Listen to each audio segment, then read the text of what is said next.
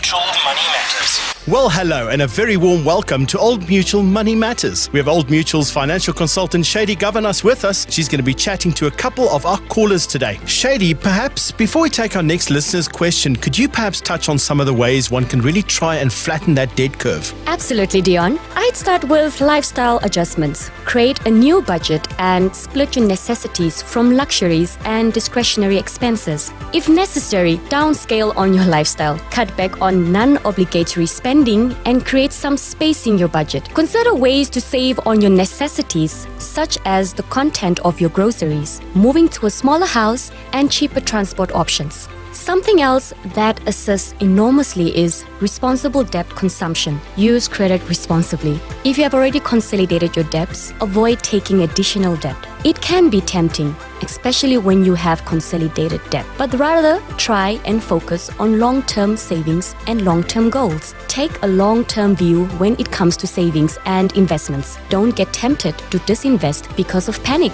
Markets are generally volatile over uncertain times such as these, but will correct over time. You certainly have made some very valid points there, Shady.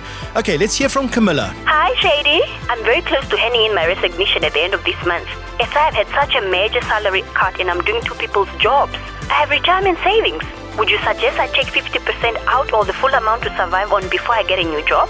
Hi, Camilla. I'm sad to hear that, but I would highly stress that you resist temptation to cash out any of your retirement savings. Preserve this money and don't borrow from your future. I'd also suggest not borrowing money from family and friends. It may be cheaper, but consider how much it could end up costing you if you lost the relationship due to unfulfilled promises. As mentioned earlier, I would look at any means to adjust your lifestyle. My other thought was to take a payment holiday on my car repayments. Camilla, if you decide to go that route, I'd highly recommend understanding the pros and cons of debt relief programs. Before you approach a credit provider or accept an offer of debt relief or a payment holiday, make sure you understand the terms and conditions of the agreement, as that can again backfire down the line. Oh, thanks, Shady. Shady, I think we've all heard the expression safety net or maybe protective umbrella.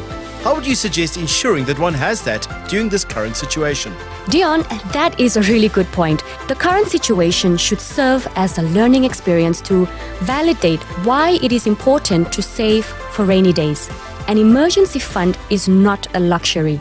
Build an emergency fund over time to mobilize up to 6 months' worth of a safety net. Just to finish off, Dion, if I may, I want to tell the listeners that personal finance and making the right choices is not so simple. Most people do not have the expertise which is essential when it comes to personal finance, such as taking personal loans. This is why engaging a trusted financial institution is a must when it comes to seeking personal loan. Taking such action can be the helping hand you need in the short term without giving you a financial headache in the long run. Well, you've certainly given me food for thought, Shady. Thanks so much for your time and looking forward to our next chat. Thanks for having me, Dion.